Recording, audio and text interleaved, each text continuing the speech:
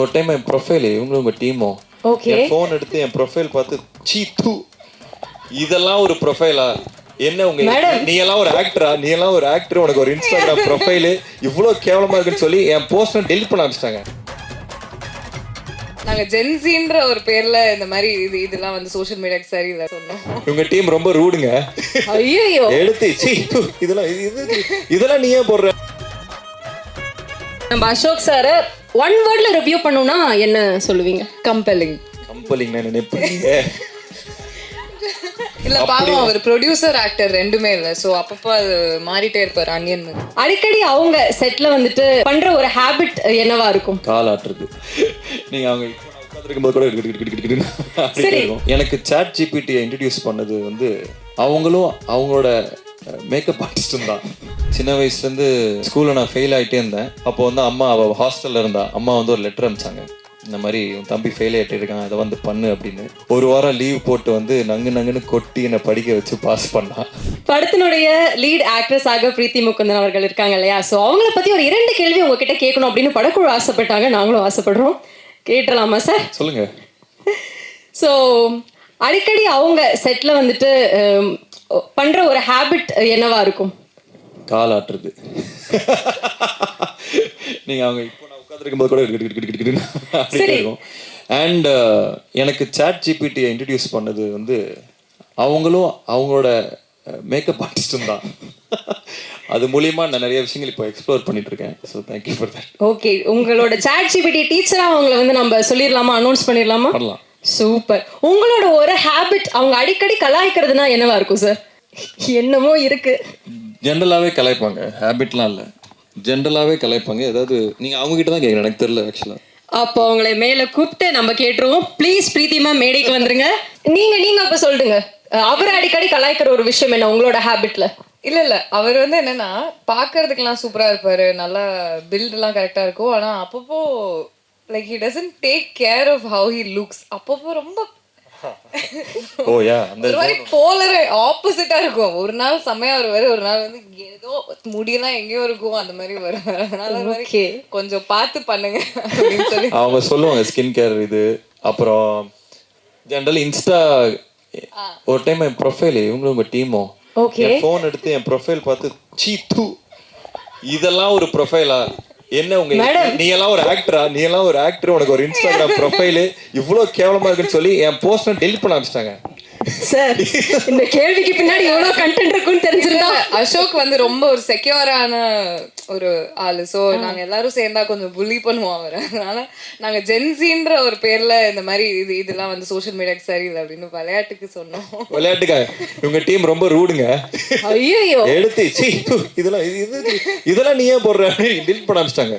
But எனக்கு என்ன புரிஞ்சதுன்னா because I've seen him so much better. நல்ல போட்டோலாம் இருக்கும். ஆனா மேடம் அத மேடை போட்டு சொல்லணுமா? இல்ல we're all friends. மெயினா சும்மா விளையாட்டு. பயங்கர ஜாலியான ஃப்ரெண்ட்ஸாவே நீங்க மாறிட்டீங்க இல்லையா? நாங்க ஒரு 40 days முன்னார்ல ஷூட் பண்ணோம் இந்த படம். So we were an intimate set of crowd. Sir, அந்த 45 days முன்னார்ல ஷூட் பண்ணீங்கன்னு டீம் சொன்னாங்க. அதுல நெட்வொர்க்லாம் அங்க கிடைக்கல, கொஞ்சம் கஷ்டப்பட்டாங்க. நாங்க யார் ஈஸியா சர்வை பண்ணது நெட்வொர்க் இல்லாம? பிரீத்தி தாங்க எப்பயுமே போன்ல இருப்பாங்க. அப்ப சர்வை பண்ணது நீங்க தான் இல்ல? இல்ல சோ பேசிக்கலி அவங்க போன் சிக்னல்னா அவங்க டீமுக்கு யாரோ ஒரு போன்ல இருப்பாங்க, அவங்களுக்கு சிக்னல் இருக்கும். அவங்க வெளில நின்னு எனக்கு ஹாட்ஸ்பாட் போட்டு விடுவாங்க. அங்க எங்கயாவது நெட்வொர்க் வேற மாதிரி சிஸ்டம் வச்சிருக்காங்க அவங்க. நான் கத்துக்கணும். நான் வந்து 12 வருஷம் ஆகுது. பட் அவங்க ஒரு சிஸ்டம் வச்சிருக்காங்க தெரியுமா, இவங்க இதெல்லாம் பண்ணலாம் இவங்க இதெல்லாம் பண்ணலாம். உங்க டீம் பத்தி நான் சொல்லணும், வந்திருந்தாங்கன்னா சொல்லலாம். Extraordinary team. டீம்ல மொத்தம் எத்தனை பேர் இருக்காங்க மேடம்? 2-3 பேர். சூப்பர். ஸோ முன்னாடியும் வந்து நெட்வொர்க்கை வந்து வாங்கி கொடுத்துருக்காங்க அப்படின்னா நிச்சயமா பாராட்டக்கூடிய ஒரு விஷயமா தான் இருக்கும். எஸ், 2 பேருமே இந்த ஃபர்ஸ்ட் லுக் பார்க்கும்போதே தெரியுது பயங்கர ரகடா பயங்கர ஆக்ஷன்லாம் பண்ணியிருப்பீங்க போல. யாரு பயங்கரமா கோவப்படுவாங்க, கோவப்பட்டு நடிப்பாங்க ஸ்க்ரீன்ல? ஒரு செம்மையான ஒரு ஆங்கர் சீன் இருக்குன்னா சூப்பரா கோவப்படுறாங்களே இவங்க அப்படின்னா யார்? ஸ்பாயிலர் நான் தான் நினைக்கிறேன். அசோக் ஓகே. ஜெனரலாவும் கோமா அப்பப்போ சுத்திட்டு இருப்பேன். ஆமா. அப்புறம் இல்ல பாவம் அவர் ப்ரொடியூசர் ஆக்டர் ரெண்டுமே இல்ல. சோ அப்பப்போ அது மாறிட்டே இருப்பாரு அனியன் மாதிரி. ஆக்டரா மாதிரி இல்ல, ஆக்டரா இருந்தா ரொம்ப சில்லா இருப்பாரு. ஆக்சுவலா very easy, very fun to work with. Okay. ப்ரொடியூசரா இருந்தா கொஞ்சம் டெரரா இருப்பாரு. ஓகே. உங்க கண்ணு முன்னாடி சும்மா செல்ல மாதிரா அதாவது சில ஆக்டர்ஸ்லாம் பார்த்தா எனக்கு அப்படியே பில்லே கண் முன்னாடி வரும். ஒரு நாளைக்கு 1 லட்சம் கொடுத்து உட்கார வைக்காது, எடுக்கடா அதாவது அப்படின்னு இருக்கும். அது அன்னியன் மாதிரி சுவிட்ச் ஆகிட்டு தாங்க இருக்கு. பயங்கர இன்டென்ஸான ஒரு ப்ரொடியூசராகவும் இருப்பார் போல. Right. So Preethi ma'am, as a பெர்ஃபார்மராக நம்ம அசோக் சாரை 1 வேர்ட்ல ரிவ்யூ பண்ணணும்னா என்ன சொல்லுவீங்க? கம்பெல்லிங். ஓகே. அவர் பெர்ஃபார்ம் பண்ணும்போது அந்த கம்பெல்லிங் நான் நினைப்பீங்க. யாரையுமே நான் கம்பல் பண்ணலையே. அதாவது ஸ்க்ரீன்ல அவரை பார்க்கணும், அவரோட கேரக்டர் என்ன ஃபீல் பண்றாங்களோ அதை நமக்கும் ஃபீல் பண்ணணும் அப்படின்னு தோணும். அந்த ஒரு ஜென்யூனிட்டி, ரொம்ப எம்பத்தட்டிக்காக அந்த கேரக்டரை எடுத்துட்டு போகக்கூடிய ஒரு பர்சன் சொல்லலாமா? ஆமா, ரைட். இல்ல அவர் பெர்ஃபார்மன்ஸ் வந்து கம்பெல்லிங் அதானே. ஓகே, ஒரு பெர்ஃபார்மராக அசோக் செல்வன் சார் கம்பெல்லிங்கான ஒரு பெர்ஃபார்மர்னு சொல்றீங்க. சொல்லுச்சுன்னா அவ்வளவுதான். கரெக்ட் மேடம், அவ்வளவுதான். இப்போ வந்து NIT திருச்சி கோல்ட் மெடலிஸ்ட். அதனால தான் கொடுக்க மாட்டாங்க. Extra bit. ஓ சொல்லாமா? ஸோ ஃபைனலாக 2 பேர்கிட்டயுமே ஒரே ஒரு கேள்வி. அன்பில் அவன் அப்படின்ற ஒரு படத்தை 3 வார்த்தைகளை டிஸ்கிரைப் பண்ணணும்னா என்ன டிஸ்கிரைப் பண்ணுவீங்க? ப்ளீஸ் சார், நீங்க ஸ்டார்ட் பண்ணிடுங்க. Theatrical experience. 2 வார்த்தை ஆயிருமா? அது 2 தான் சார். இந்த படம் வந்து தியேட்டரிக்கல் எக்ஸ்பீரியன்ஸ் இருக்கும் சூப்பரா, and music and performance. Okay, theatrical experience, music and performance 3 தனித்தனி வார்த்தைகளா கொடுத்தாரு. இன்னும் பெட்டரா இப்ப அவங்க சொல்லுவாங்க. கோல்ட் மெடலிஸ்ட்ல சார். சூப்பர் மேம், ப்ளீஸ் தமிழ்ல சொல்லுங்க முடிஞ்சா. கம்பெல்லிங்லாம் சொல்ல. சிம்பிளாவே சொல்லிட்டா, it's a beautiful love story. ஆஹா, பாத்தீங்க, பிடிச்சாங்க பாருங்க. Beautiful love story. உங்க சான்ஸ் முடிஞ்சிருச்சு. இப்பதான் டிஸ்கஸ் பண்ணிட்டு இருந்தோம். 2.5 வருஷம் ஆயிடுச்சு ப்ளூ ஸ்டார் கடைசியா வந்து. So first of all I really miss this. உங்க முன்னாடி வந்து ஒரு ப்ராடக்டை, ஒரு படத்தை கொண்டு வந்து காமிச்சு உங்ககிட்ட அதை இன்ட்ராக்ட் பண்ணுறோங்கிறதே நான் ரொம்ப மிஸ் பண்ணேன். கடவுளுக்கு நன்றி. இன்னைக்கு அம்மா சொல்லி அமிச்சாங்க, இந்த ஆடி அமாவாசை முன்னோர்களை நினைக்கக்கூடிய நாள்னு. எல்லா முன்னோர்களுக்கும் நன்றி. அதே மாதிரி நம்ம சினிமா குடும்பத்தோட முன்னோர்களான பாக்யராஜ் சாருக்கும் இந்த நேரத்தில் நன்றி சொல்ல விரும்புகிறேன். எல்லாத்துக்குமே அவங்க பண்ண கலை படங்கள், அவங்க இருந்த எக்ஸிஸ்டன்ஸுக்கு எல்லாத்துக்குமே நன்றி. மீட் பண்ணுறவங்கலாம் கேட்டாங்க, என்ன சார் படமே பண்ணுறது இல்லையா அப்படின்னு. இல்லைங்க பண்ணிருக்கேன், கொஞ்சம் டிலே ஆகிட்டு இருக்கேன், வந்துடும் அப்படின்னு. அப்புறம் ஃப்ரெண்ட்ஸ்லாம் கேட்டாங்க, என்ன மச்சான் படம் இங்கே எப்போ வருதுன்னு. அப்புறம் வீட்டில் கேட்டாங்க. அப்புறம் ஒரு பாயிண்டில் கன்னடியை பார்த்து நானே கேட்க ஆரம்பிச்சிட்டேன், எப்படா படம் வருது அப்படின்னு. சில டைம் சில படங்கள் பண்ணுறதுக்கும் அதோட ஓன் டைம் எடுத்துக்கும். அது நம்ம கொடுத்து தான் ஆகணும். ஏதோ ஒரு ஃப்ரைடேல என் படம் வந்தாகணும்னு அட்டண்டன்ஸ் போடணும்னு நினைக்கிற ஆள் இல்லைன்னா, ஒரு படமும் ஏதாவது புதுசாக பண்ணணும், ஏதாவது ஒரு முயற்சி எடுக்கணும் அப்படின்னு நினைக்கிற ஆள் நான். ஸோ அதனால் ஏதோ ஒரு படம் ஏதோ ஒன்று டக்குன்னு பண்ணணும் நான் பண்ணவே இல்லை. இந்த கதை எனக்கு ரொம்ப ரொம்ப பிடிச்சது. விக்னேஷ் ராஜா ஃபஸ்ட்டு எழுதின கதை இது. ஒரு மாதிரி இப்போ சினிமா கொஞ்சம் மாறின மாதிரி எனக்கு தோணுச்சு. கதை விட அதோட ஸ்க்ரீன் பிளே என்னவா இருக்கும், அது தியேட்டருக்கு போனால் என்ன எக்ஸ்பீரியன்ஸை கொடுக்கும் அப்படின்னு மாறின மாதிரி எனக்கு ஒரு ஃபீலிங்கு. ஸோ இந்த படம் பொறுத்த வரைக்கும் கதையாக பார்த்தா இந்த மாதிரி நிறையா கதைகள் வந்திருக்கு. பட் அதோட ஸ்க்ரீன் பிளே, அது கொடுக்கக்கூடிய எக்ஸ்பீரியன்ஸ், தியேட்டரிக்கல் எக்ஸ்பீரியன்ஸ் கண்டிப்பாக நான் வந்து ஃபுல் கான்ஃபிடென்ஸோடு சொல்லுவேன், இந்த மாதிரி ஒரு படம் ரீசெண்ட் டைம்ஸில் வந்ததில்லை. ஏன்னா அவ்வளோ மொமெண்ட்ஸ் இருக்கும். டைரக்டர் சொன்ன மாதிரி பெண்கள் ரசிக்கக்கூடிய நிறைய மொமெண்ட்ஸ் இருக்கும். அதாவது பெண்களோட கஷ்டங்களை பற்றி பேசுகிற படம் அப்படிலாம் இல்லை.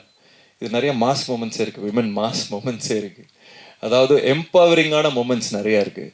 அஃப்கோர்ஸ் ஒரு உமன் ப்ரொடியூசர் பேக் பண்ணும்போது அது இன்னமும் ஆர்கானிக்காக, இன்னும் சின்சியராக அது லேண்ட் ஆகிருக்கு. ஸோ நிறைய விஷயங்கள் எல்லாரும் சொல்கிறது தான், அவங்கவுங்க படத்தை பற்றி அவங்க சொல்லுவாங்க, நாங்கள் இப்படி பண்ணியிருக்கோம் அப்படி பண்ணியிருக்கோம்னு. பட் இந்த வாட்டி நான் அடித்து சொல்கிறேன், இந்த படம் நின்று பேசும். காதலுக்காக ஒருத்தர் எவ்வளோ தூரம் போகிறான் அப்படிங்கிறது தான் இந்த படத்தோட ஒன்லைன். அது சம்டைம்ஸ் காதல் நம்ம நல்ல புத்திசாலியும் முட்டாளாக்கும், அதே சமயத்தில் ரொம்ப ஆர்டினரியான விஷயம் ஒரு மனிதனையும் எக்ஸ்ட்ராடினரியான திங்ஸ் பண்ண வைக்கும் காதல். ஸோ அதை எக்ஸ்ப்ளோர் பண்ணுற படம் தான் இது.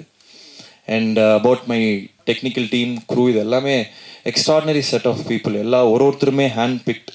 இவங்களோட ஒர்க் பண்ணணும்னு நான் ரொம்ப நாள் நினச்சவங்க எல்லாருமே இந்த படத்தில் இருக்காங்க. First of all hats off and congratulations to Karthik. இதுக்கு முன்னாடி அஸ்வத்தா இருக்கட்டும், இல்லை விக்னேஷ் ராஜா இருக்கட்டும், இல்லை இன்னொரு கார்த்திகேயன் சபாநாயகன் பண்ணவங்களா இருக்கட்டும், இல்லை ப்ளூ ஸ்டார் ஜெயா இருக்கட்டும், என்னை பொறுத்த வரைக்கும் நான் பெருமையாக நினைக்கக்கூடிய விஷயம் என்னன்னா, I can big talents. I have an I for talent. இவங்களை பார்த்தா இவங்க எப்படி பண்ணுவாங்களா இல்லையாங்கன்னு என்னால் ஓரளவுக்கு ஜட்ஜ் பண்ண முடியும், நான் நம்புகிறேன். ஸோ அதே வரிசையில் அடுத்து கார்த்திக்கும் வருவார். இன்னும் பல படங்கள் பண்ண போகிறாரு.